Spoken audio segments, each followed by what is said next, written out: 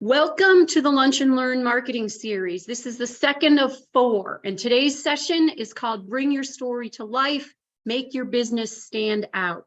Today, you're going to learn about what a story is and isn't, and how to tell yours. The first session was about how to identify your ideal client or market.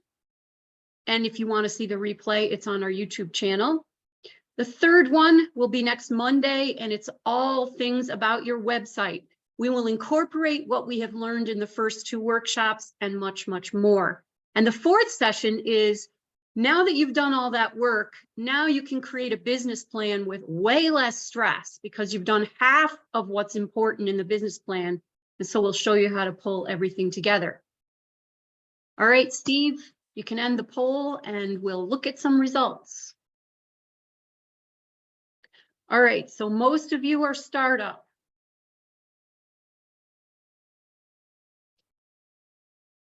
All right, that's helpful.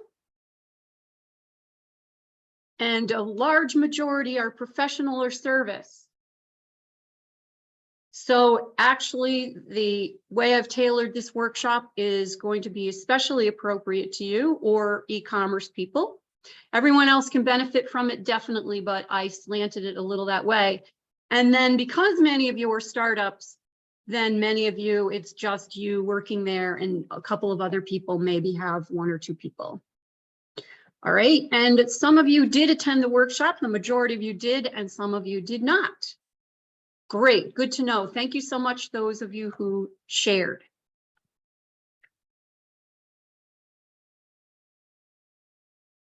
All right, so we are pretending that you just launched a new business, and this business was created out of the sweat and struggle you had trying to help your 6-year-old daughter, Mariah, learn how to read.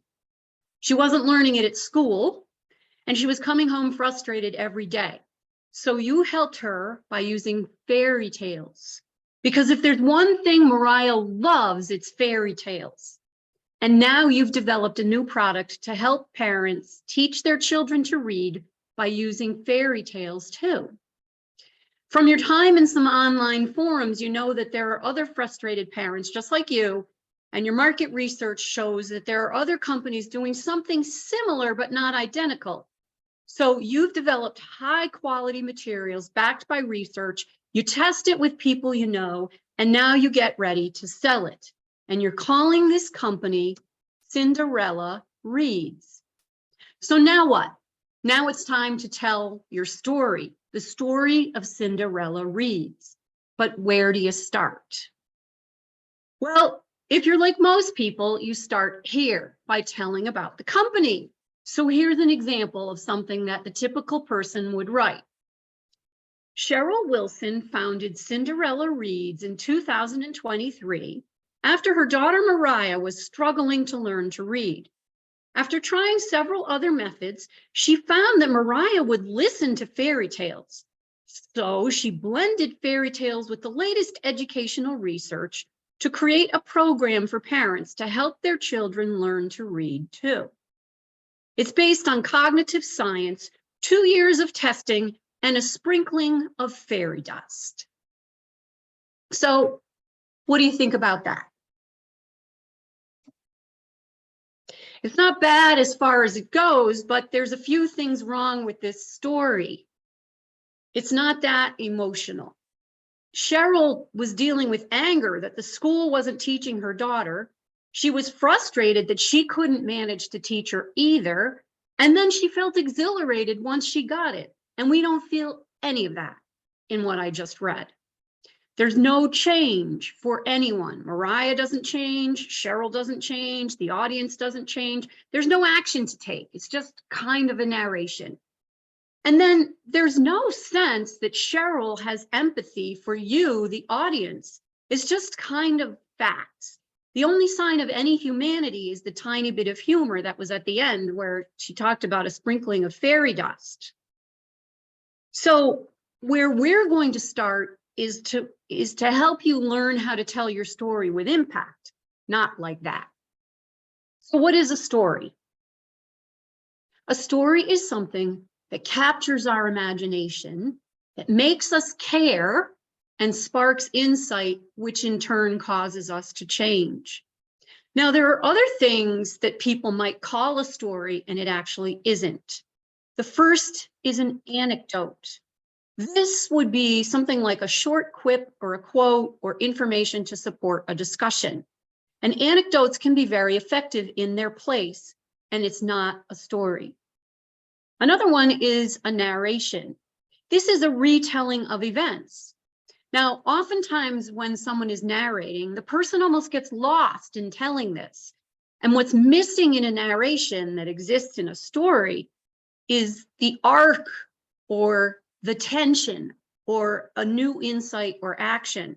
And sometimes when you hear people explaining a narration, telling a narration, or writing a narration, you wonder if there's actually a purpose other than to hear themselves talk in some cases, or relive a pleasant memory with someone else. Like, remember the time when we blah, blah, blah, blah, blah. So we're going to do a little exercise together. And what I want you to do is think to yourself, what type is this? And I'm going to demonstrate, and you ask yourself, is it a story, an anecdote, or a narration? Here's the first one.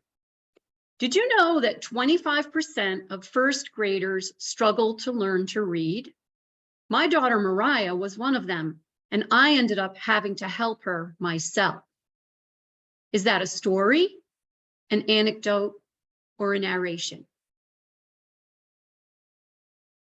Number two, there was my daughter Mariah, standing on the steps of the school bus, grinning from ear to ear while I took her picture to celebrate her first day of first grade.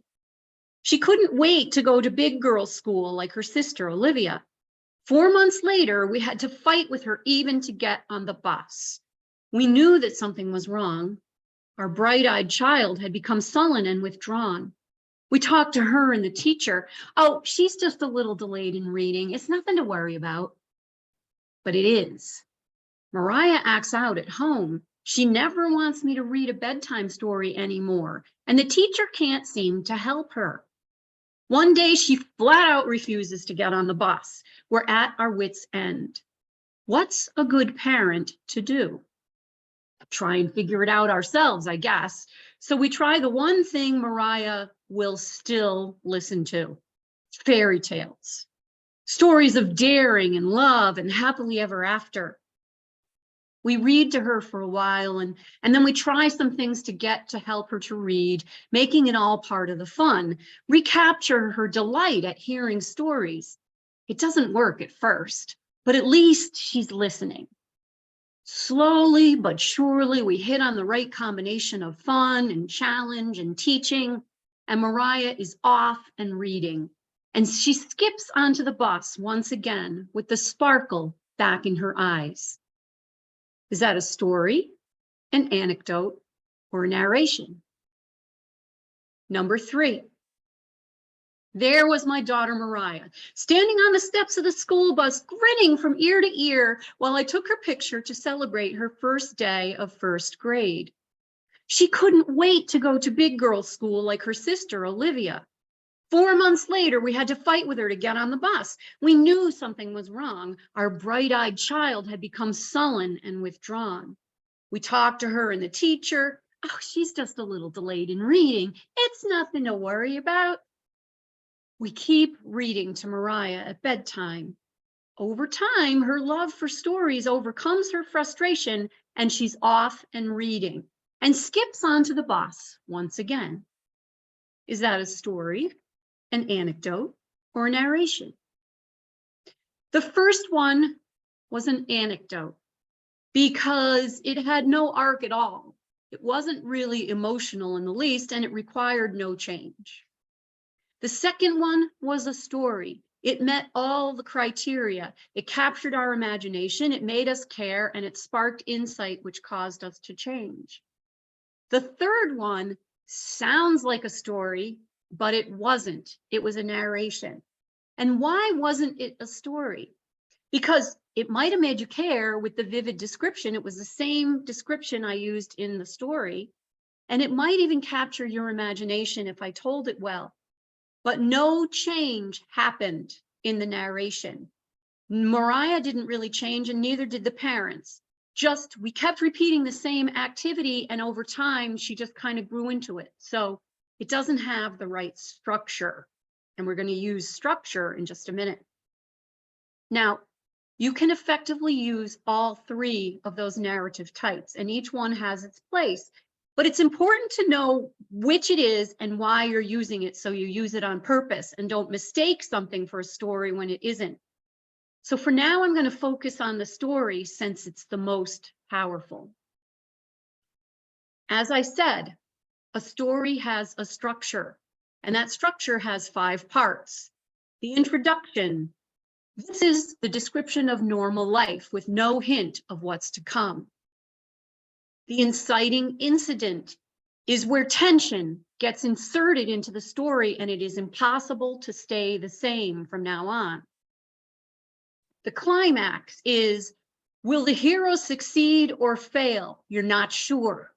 So it's even more tense. The change is, how is the hero different because the journey happened?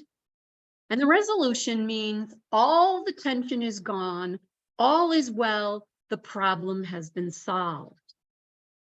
So we're going to take my story from before, as I told it to you, and now it is broken down into its parts.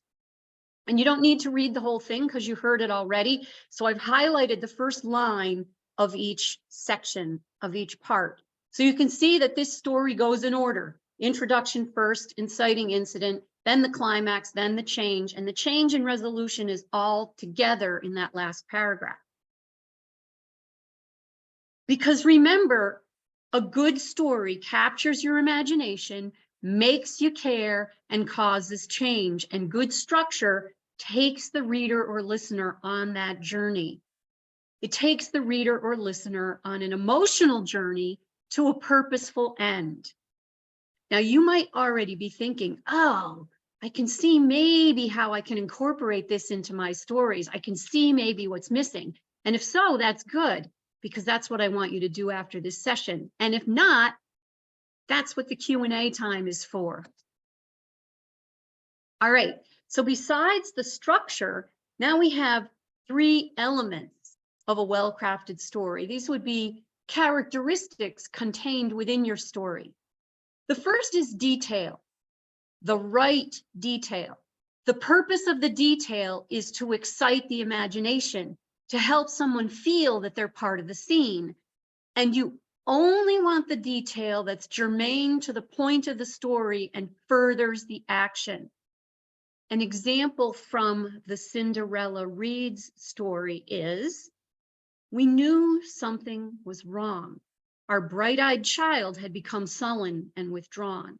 That's a vivid description of the emotion in this situation. Now, what if I took out the second sentence? What if I just said, we knew something was wrong? You'd be scratching your head going, so what was wrong and how wrong was it? You needed that second sentence to really explain what was going on, really the emotion of the situation. Conversely, I could have added a third sentence after our bright-eyed child had become sullen and withdrawn, and I could say, she didn't eat and didn't play with the neighborhood kids. Now that's more information and it's more detailed, but it's not really necessary because it doesn't heighten the drama. It's just more of the same, so to speak. Now, as a business owner, your stories have an extra purpose because you don't want to just entertain people or make them feel something. As we said, the story is going to make them want to change. And right now, the story, as I told it, makes us feel something, and the character in the story changes, but it doesn't necessarily make the reader want to change. And this is where high stakes come in. This is where, when you add high stakes to your story, you're saying all will be either wonderful or lost. And what are the stakes in the story that I told you before? We're not really sure. So we're going to want to tweak this story more to make the stakes higher. Now, one thing I want to say here is that it's not life or death in every situation. And so if you make the stakes ridiculously high compared to what it is that your business does, it's going to be fake. So you want to heighten the stakes and show contrast between what is and what could be, but you don't want to make it so ridiculous, like if you buy this soda, you'll never be unhappy again. Or you will suddenly have something so insane that you'll live 10 years longer or something like that. You don't want to promise something or make the stakes out of proportion to what it is you're selling. The third element of a well-crafted story is what we call stickiness. Stickiness is where the listener felt something so strong that they're going to remember it. Even if they don't remember much of the rest of the story, they're going to remember this, whatever this is. And what you want that to be is the main point, if possible. So there's this kid's book that's called Pierre, which was written by Maurice Sendak. And when I was preparing this workshop, I thought of this book.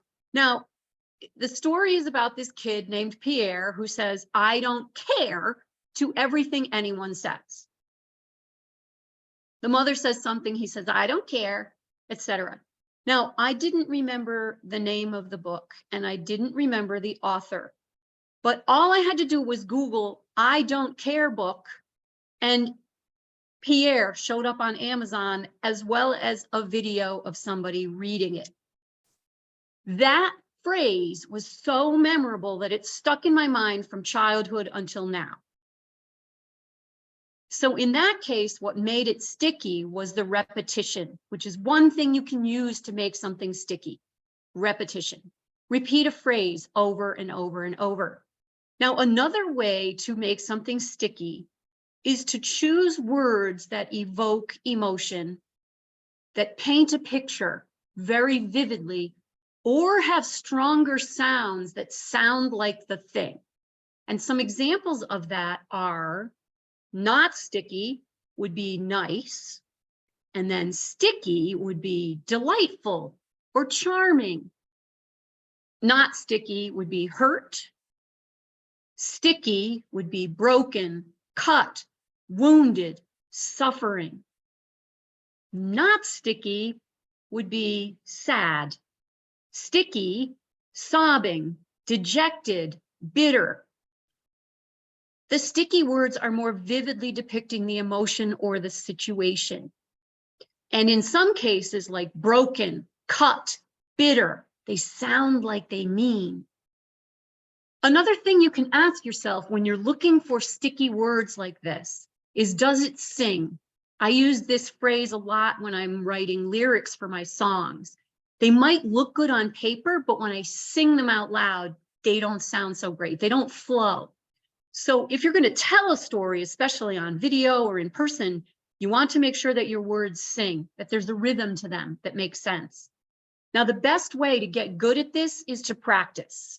Practice writing your stories, practice analyzing them, see if they fit the structure and if they have these three elements, and practice telling the stories out loud. Now, one thing I want to caution you about is that you keep your story simple. If people can't keep track of the characters, it's too complicated. If there's too many buzzwords, it's too complicated. If there's more than 3 points, it's too complicated. And if it's too complicated, people can't follow you and they won't ask you to clarify. They'll just nod their head politely while they're creating their grocery list in their head. So when you make your story simple enough to keep their interest, you earn another chance to explain more later. So you don't have to feel that you have to tell them everything you know in one fell swoop. As we said before, all stories have a purpose to move someone to change. And business owners have an extra challenge to move the customer to take some kind of action about their business. And so in order to do that, it's important to focus the story on the audience and what you want them to learn, which is the lesson of the story. That's what prompts action on the part of your customer. So when you ask yourself, what do they need to hear? And then craft the story around that, your story is going to be more successful. Now, in the story that I told earlier about Cinderella Reads, our audience is other parents who unfortunately find they have to supplement the school's reading education with their own, and they don't know how. And you're showing them how you'll help them do it because you already did it. So choosing which story to tell and how to tailor that story becomes about the customer and not about you. And what's even better, if you can pull this off, is to make the story about something bigger than either one of you. And so the purpose of your story now becomes, what bigger story do I want to invite my audience into?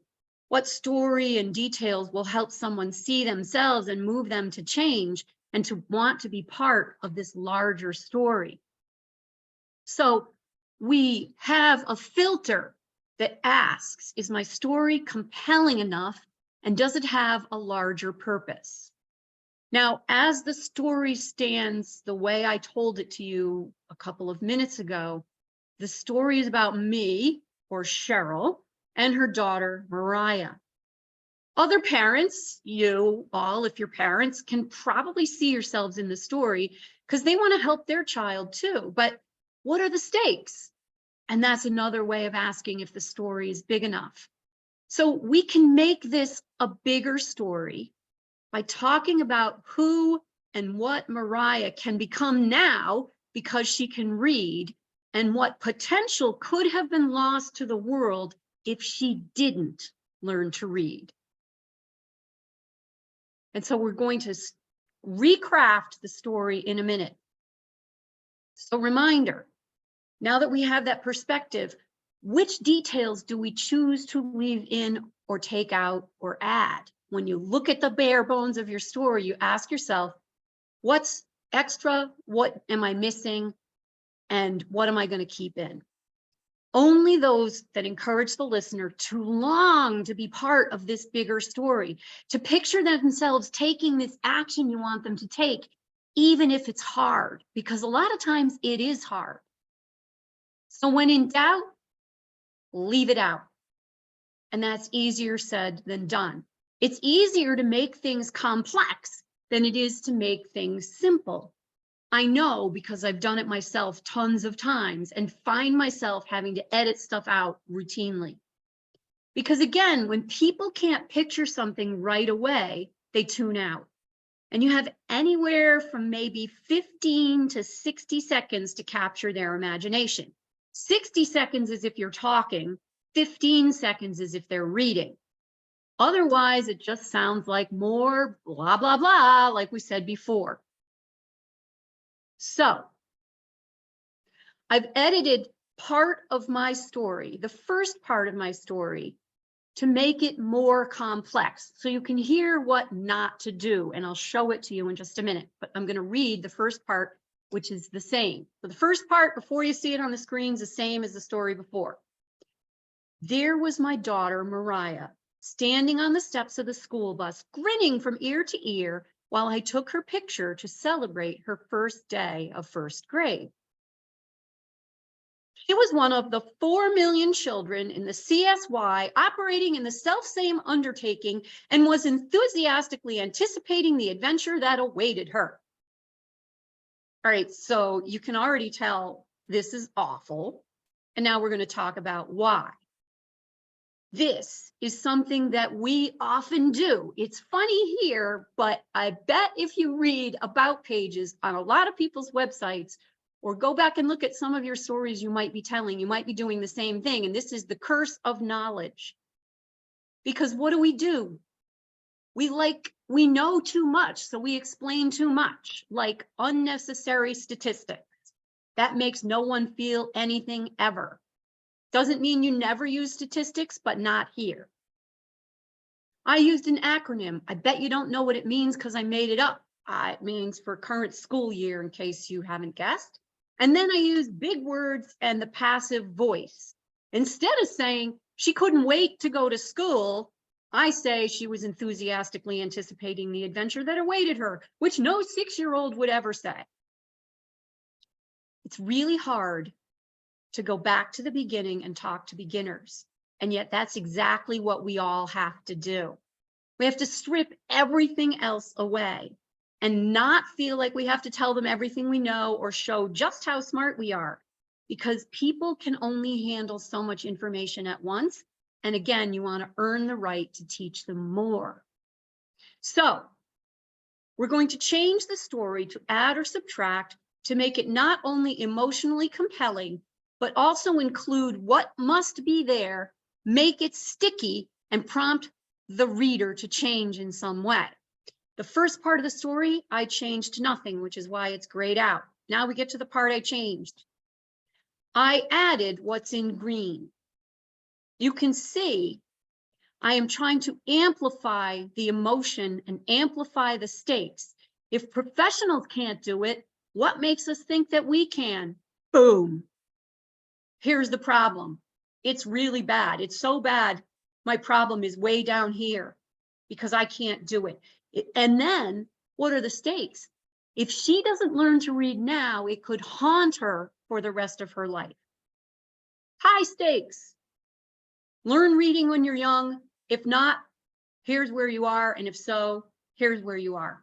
Big stakes. And you'll notice I highlighted the word haunt because that's a sticky word, because it's evocative, emotional, and I might remember haunting when I might not remember the rest.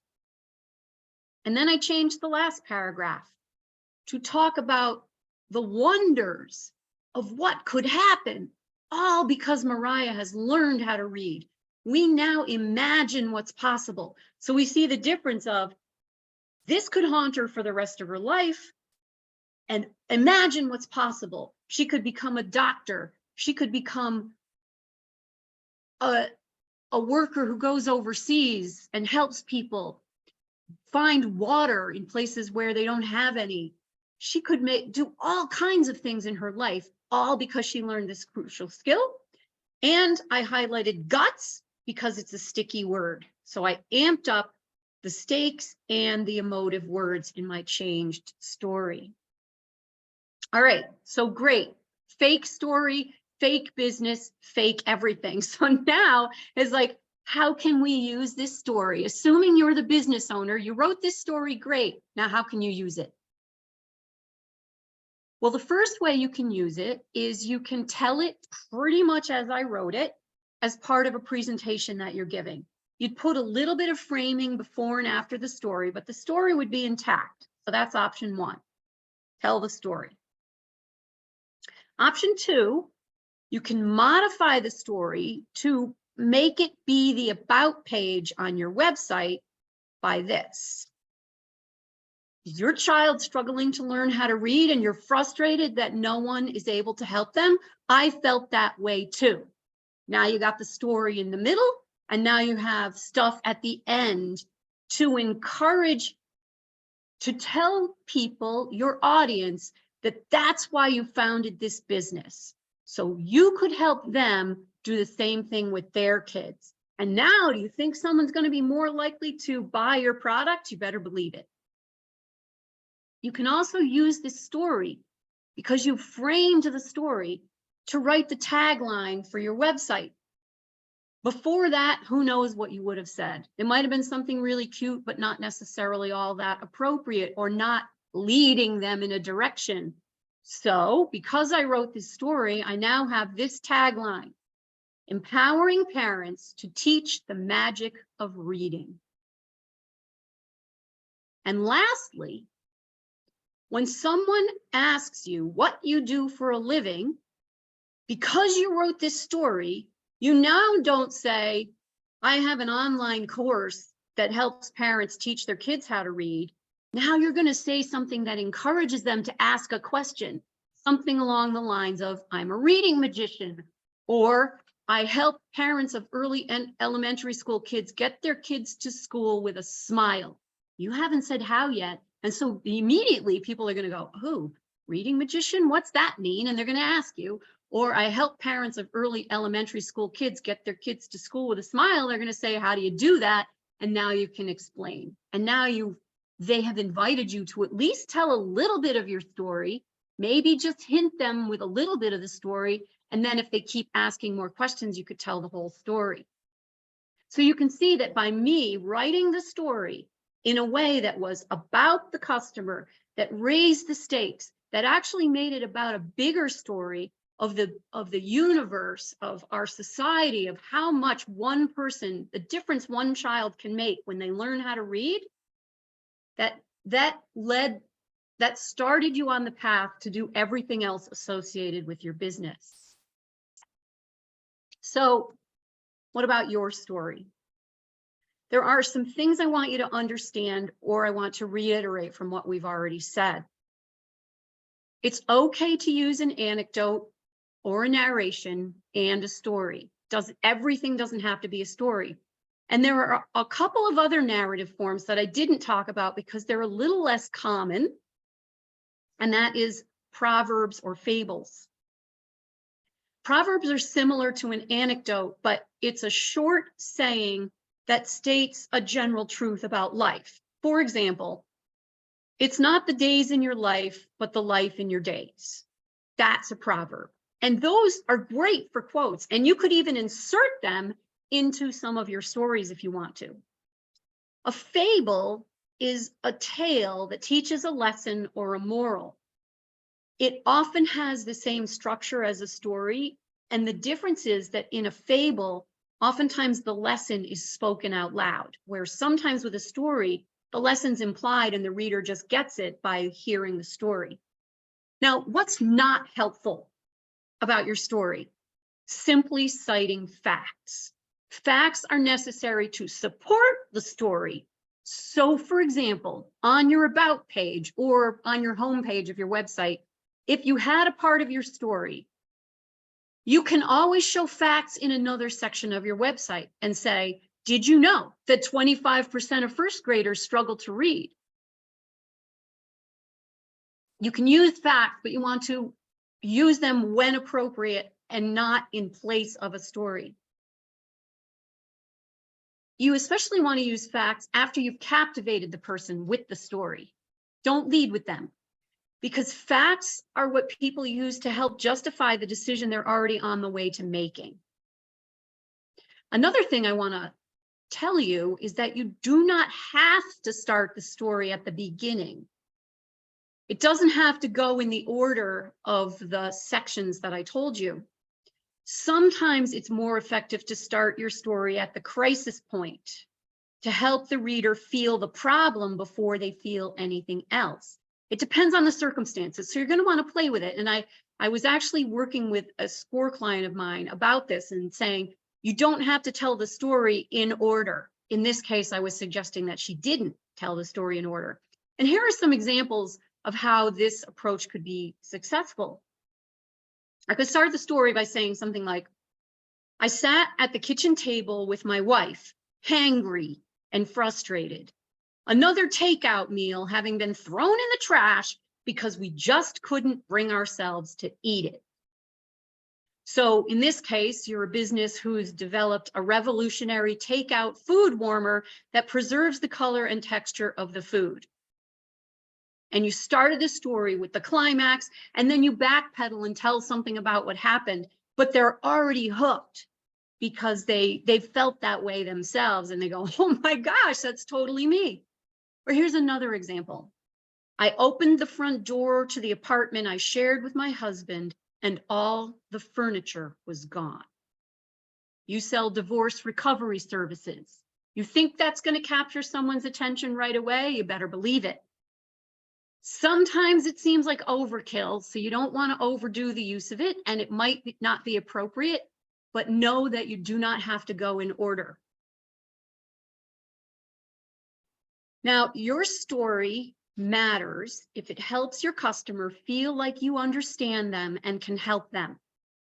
Either help them with their problem or help them gain status. And anyone who attended the first workshop remembers that on Monday, that's what we talked about. that there are two ways you can sell your product or service: by solving a problem or helping the person achieve higher status. Now, what makes it matter even more? As I said before, if it helps ask and answer a deeper question. Now, where that deeper question comes into play is an example that I have with a client of mine who's a financial advisor. The external question, or the question that they're asking themselves, which would be the question on the surface, is, do I have enough money to fund my retirement? The internal question, which goes one layer deeper, is, do I have what it takes to protect my family? And then there's an even deeper question, which is an existential question, which is the system rigged against small investors? So if you tell a story that answers the external question, do I have enough money to fund my retirement? You get on base, a single, a double, whatever. If you can speak to the external question, which is, do I have enough money to fund my retirement? And the internal question, which is, do I have what it takes to protect my family? Now you've got a home run. And if you can answer all three of those questions, which is the system rigged against small investors? Besides, now it's a grand slam home run. And if you know baseball, you know that that means there were 3 people on base and 4 runs score from your home run instead of just 1 with the home run. So the more deep you can go and make your story, the more effective it's going to be. All right. So that was a lot. That was a lot. And your mind is probably going, okay, now what? What do we do next? So after this workshop, you can get better at telling your story with 3 steps. You can practice. You can practice writing your stories. You can practice telling your stories. You can practice evaluating your stories for the structure, the detail, the stakes, and the stickiness. You can come to the next 2 workshops, which will teach you how to convert what we've been learning so far into your website, to turn your website into a sales machine, and then put all of these principles together into a business plan. Because I don't know about you, but a lot of people that I work with kind of freak out when they think business plan, and it looks intimidating. So we're trying to take the intimidation factor out of that planning process. The third thing you can do is you can talk this through with someone else, a trusted friend or a colleague or a SCORE mentor. It really helps if you go, hey, could you read my story and tell me not what you think of it, because if they're your friend, they'll say, oh, nice. But you want to get specifics, like, what did you get out of it? How did you feel when you were reading it? Or how did you feel when I was telling it? It's really helpful to practice with someone else. And if you want a SCORE mentor, you can have one if you don't have one already. So Steve's going to put up a second poll, which will ask you if you have a SCORE mentor, and if you don't, if you would like one. And if you say, I don't have one and I don't want one, we will not bug you. If you don't have one and you want one, then we will tell you what you can do to find a mentor. And we are happy to help you in any way that we can, because we love working with people like you. So while the poll is happening, what's going to come next is our Q&A time. And so whatever is in the Q&A box, we will go through. And if there's nothing, you can feel free to either post in the Q&A box or raise your hand if you have a more detailed question than you want to speak. And Steve and I will pay attention to who has their hands raised and give you the ability to unmute your microphone. And don't forget, if you have a question that you would like to ask and you feel like it's a little bit confidential, just say C- and then ask your question, and we will make sure we answer the question and bring up the question after we shut off the recording. All right. I think we can end the poll. Yeah, that was great. I'll wrap up the poll in a minute here. Looks like we've got a few people that want to answer. If anybody has any questions, feel free to put your question in the Q&A box and we will address those. There's not anything right there, Kathleen, but One question I had for you as I was listening to you talking about crafting your story, two points. One was kind of if you feel like you got writer's block or you're stuck and you're like, God, I don't feel like a writer. I don't feel like a storyteller. Where do I start? Any advice for where someone can start to maybe get the creative ideas going? Yes, you can read other people's stuff who are in a similar business to yourself. It may or may not be helpful. I would actually read good stories, honestly. Read fiction, read short stories, and there's also, there's a book by Bernadette Jiwa, and I did not put it in the notes, so I'm going to look for it right now. She is outstanding at helping businesses craft their story about their brand. And that is JIWA. Story Driven is an excellent book. And like I said, her name is Bernadette Jiwa, JIWA. And her tagline, the tagline of the book is, "You don't need to compete when you know who you are." There's also another reference that has a website, and it's called storybrand.com, which is how to tell the story of your brand. And another thing you can do is you can use something like ChatGPT. So you can put bullet points in with facts about something, whatever, and then say, please write a story for me. Now, it's going to be decent. It's going to be somewhat generic. The more details you put in, if you haven't used ChatGPT or something like it, you can use Bing or Bard if you prefer Google or Microsoft. But it will craft a story which may not use all 5 parts of the structure, but at least it starts with words, and then you can go, oh, I don't like that.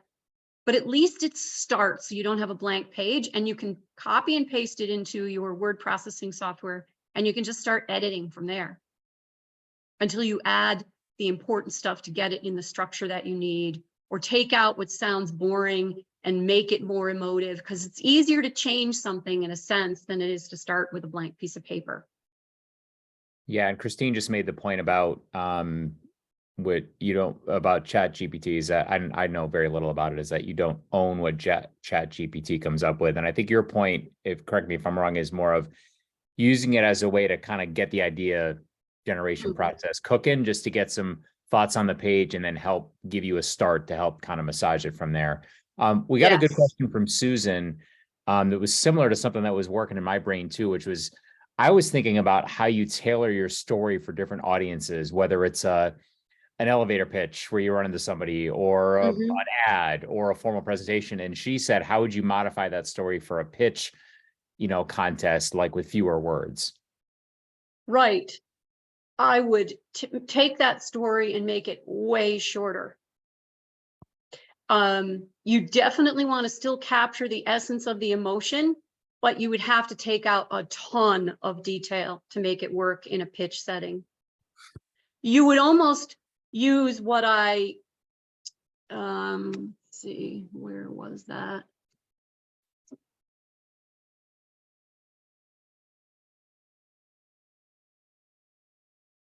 Where I edited the story here, some of the stuff that talked about the high stakes. You could say you were on Shark Tank, for example. I forget how many seconds you have to make your pitch, but it's a lot shorter than this story. So you'd want to, in that case, you'd want to pitch the product, because you're not selling product to the end customer. In that case, you're selling it to an investor. And so in this case, you want to have the emotion with the stakes. So you want to say, here's where you might want to lead with 25% of six-year-olds can't learn how to read in school, don't learn how to read in school. My daughter was one of those. And I tried and frustrated, tried to teach her myself, and it wasn't working. And so I finally cracked the code. And what I realized is that if we are losing out on 25% of the population because they don't learn to read when they should, that our whole society is missing out on what could have been. So in that case, you want to still amp up the emotion, but now you're talking more about the product because you're selling it to investors, and as opposed to telling this whole story. Yeah, I've often found too, at times when I'm going in for a meeting with a presentation, I may be told you'll have 45 minutes to go through this topic, but in my mind, I'm thinking I need a 20-minute or a 10-minute version in case I find out that the meeting is running long and they say, hey, Steve, you only got 10 minutes. What do we really need to know? And I Yes. need to have a 10-minute version in my head that say, I was going to tell you about these 8 things, but here are the 2 things you really need to know and be aware of, and use that time as fast. So having that in your back pocket is kind of important. It just kind of dovetails with a question we just got from Christine, which is there a good ballpark story length for different purposes, like a website, quick video, pitch, and so on? I think there is, and you're going to if you have a quick intro video, for example, I would keep it under 1.5 minutes, which is not very long. So maybe 2 minutes. It depends on what it is. If it's simply a promo video, I would keep it under 1.5 minutes. If it's on your own website, you could make it be 2 minutes, and that story is more than 2 minutes. So then what you have to do is say to yourself, what pieces could I shorten? Like, you could shorten the first 3 paragraphs quite a bit and still make it pretty emotional and capture the essence. If you're making this as part of a longer presentation, like a 20-minute to 40-minute presentation about what you do or about the importance of reading or something like that, you could tell this whole story. But if you only have a couple of minutes, you want the story to be a small piece of it. You want the story to be maybe a minute, because you got to frame around it and explain about your business a little bit. So I would cut the first 3 paragraphs big time, and then start cutting some of the verbiage in the end, and only keep the parts that move the story along and help it to still be highly emotional, where they can still picture themselves. Because if you cut too much out and you don't have any detail at all, it's going to feel like you're just brushing over. It's like you're telling an outline. So in terms of length, I don't exactly know how long pitches are. I'm thinking they're not much longer than a couple of minutes. So now you're going to want to tell the essence. If it's an elevator pitch, I don't believe in elevator pitches. I believe in asking a question of somebody and starting a conversation. If you kick right in with an elevator pitch, people are going to just know that you're trying to promote yourself. That's why I suggested using the question thing, where if somebody, it's what do you do? What do you do? I'm a reading magician. Now you are in somebody is going to ask you a question, and then you can tell them a little bit more and a little bit more, and maybe you can tell them the full story because you've earned the right to, because they're intrigued and they want to know more. If you just say, I do blah, blah, blah, people are like, oh, that's nice. And was there another? No, I think you captured that one, but it's I think it was also the website, where I think you get the website too, right, where you've got the quick blurb about what you do, and then you've got the learn more here link, right? That you can click and then go a little bit deeper. Yes. In the quick thing, I don't know that I would tell the story. I might put something. I think it's the slide. I think it's the slide where you said, like, where you had the example that says, is your child having a hard time reading? And then it was like, let me tell you about my, yeah, it's right there. Yep. Yes, it's right here. Yeah, no, that's really good. Here. So yes, I felt that way too. And then you could have one small sentence about that, and then about the daughter and what you did there, and then put the end part. So, and then the about page, when you say, want to learn more, then you can have the about page, which has this full thing. And then at the bottom of the about page, you can have some stats about the testing you did, et cetera, so that you're now showing that you have authority, because you do want to show your bio in terms of your authority that you have once they're captivated by the story. So at that point, where you would say 25% of first graders don't learn to read without extra help, or struggle to learn how to read. This is Cinderella Reads was tested the following way. it's gotten these endorsements, that kind of thing. And so that you do want to show your authority as well, but that's after. And hopefully that helps with the website. Good. And I think there might be some more questions. We do. So Stephanie had one. Stephanie's in the medical mental health field. She says, we're trained to use facts and evidence-based information is central position. Can you talk about how to use story effectively in the medical field?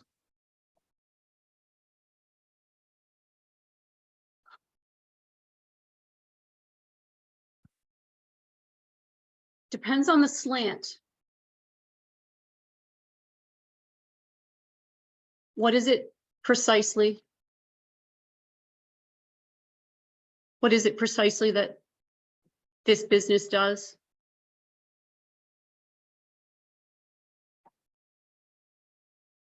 Does it say, Steve, the question? No, I'm sorry, it doesn't. And Stephanie, if you have any more information, or if you want to unmute yourself, we can. Yeah, that might be helpful. Okay. Because it's going to depend on what the focus of the business is. She's a health psychologist. So Health psychologist. And another individual, Jen, suggested maybe outcomes, right? That might be a good way to think about demonstrating success. Well, I mean, the real thing is why does somebody come looking for a health psychologist? What is the problem that you're solving, and make the story be framed around that? So, for example, good. So Stephanie, if you want to chime in, you should be able to. Yeah, I'll try to make my question sort of just a little broader so it might help other people. Mm-hmm. But we're really trained, and as my part as a researcher, we're always trained to put out facts first. And everything you said completely resonates with what I know to be true. Mm-hmm. That facts without any story, it just doesn't go anywhere. Right. But at the same time, there's all this pressure to put those facts out there. So I'm trying to figure out, when I introduce myself, I really want to talk about the pain that my client or customers are having. Mm-hmm. That could be done by story. Mm-hmm. And you were sort of getting into it, like, where would you then put the facts? Where would you weave it in? Where you said after if you could just talk about where you can weave the facts in if you want the story to lead, but you have to include those. Yes, and keep in mind, I'm going to be teaching on this next Monday specifically. So if you haven't signed up for that, you might want to come, because I'm going to go into more detail on this. But there are several places you can put facts. You could put it on your about page if you want to, where you talk about results we deliver, for example. As in short, I would not put the majority of them there. Where you talk about products, what you offer, your offerings, whatever your services are, that's where I would include more facts about the offerings and the results from the offerings themselves, from the services themselves. So there's two different types of facts. There's the facts about you, and the facts about what you do and the results that you get and the research that's been done on the product or service. So the facts about you, like I have a PhD and I went to this school and whatever, I would stick on your about page after you've told the story, because that's important. Because when you think about what you want to do is position yourself as the guide to the hero. And so the story displays empathy, because a guide has two things: and empathy to the hero and the ability to guide them. And so you want to prove both. Both are necessary for someone to want to work with you.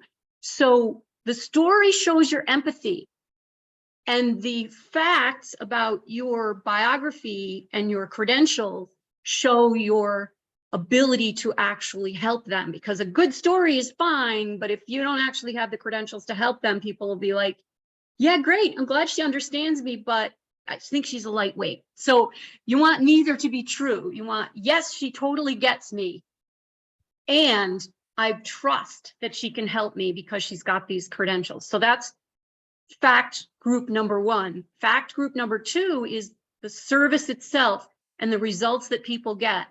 That after you've told the story of what the service is, now you can explain how many people, what percentage of people get whatever results you're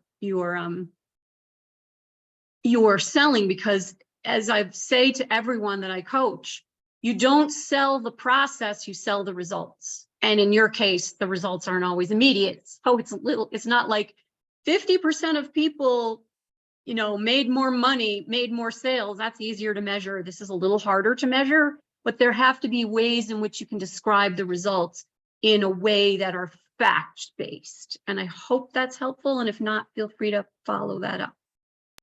Yeah, that's really helpful. I need to listen to this again. I'm assuming there'll be a recording. Yes, right? We are recording it. Yes, we are. Okay, great. Because Yes. it's a lot to digest. It is. Thank you. Thank you for your answer. Oh, you're welcome. Thanks, Stephanie. And I saw Stephanie had a couple other questions about finding the first workshop. In case you missed it, it's on our YouTube page. If you go to YouTube and search for Greater Hartford SCORE, you will find the recordings for all of our webinars, including the session on Monday. Stephanie asked about the next workshops. Next Monday and Wednesday are parts 3 and 4 of this series. And tomorrow you will get a recording link with today's workshop. And you will also see a registration link for the Monday and Wednesday session if you're not already registered for those. Stephanie also had a question about when we talked about kind of the ownership aspect of ChatGPT and how does that affect your use. I think it's more of like I'm not an attorney, but I think it's more of a kind of a copyright thing. Kathleen, is that a good way to think about it? Well, the thing about ChatGPT is that it's an amalgamation of what anyone else has written on the internet so far. So it's not like art. It's not like AI art or AI music where you say, write me a song that sounds like Ed Sheeran. And now it's taking Ed Sheeran's music and writing a quote new one based on his style, or a living artist. This is more, it's just going out there and finding generic writings from millions and millions of pages. I still would never copy and paste it directly because although it's written fairly well, it tends to be very generic, which is the opposite of what you want when you're telling your story. Because everything I've done so far has been extremely generic. Like even when I tell it to write taglines for me and feed in information that I want it to tell, they don't have the same oomph that the ones I write myself, but it gets my mind thinking, oh, I didn't think of that word. Good word. So now I'm going to incorporate that word into my tagline, but I'm not going to use the rest of it. I'm just going to use that word. So yeah, I would never, ever copy and paste it. And here's an example of something serious. I just heard this on a podcast yesterday. These attorneys, I mean, I can't believe they did this, but whatever. These attorneys went to ChatGPT and had them write legal briefs for them and asked them to cite the cases that they used in order to write the legal briefs, which ChatGPT did. But ChatGPT made them up, because I've found that myself when I've asked for the sources that it used to compile this story that I told it to write. I said, give me the sources. And every one of them I clicked on, the links did not work. They said error 404. So they wrote in there, they copied and pasted this legal brief with a small amount of tweaking, assuming those were real cases, did not look them up, and now they're being disbarred. So I would only use it for creative pump priming only. Yes. Let's put it that way. Idea generation only. Exactly. To not get over blank page syndrome. Yes, exactly. That's it. So I'm not seeing any other questions. And if anybody has kind of something they want to unmute themselves and maybe a little more confidential, we can stop the recording here. Mm-hmm. Kathleen, I'm thinking if we want to do that. Yep. Just one more reminder. Steve mentioned you're going to get an email with the link to this replay, as well as to sign up for the other workshops. Once you get the link to that replay, then there's also the bottom of that email says, here's our YouTube channel. So if you click that link in the email, it'll take you out to our total YouTube channel, and you can find the first one if you didn't come to it. So anybody who missed it and wants to catch it, you can catch it that way. All right, so I'm going to end the recording.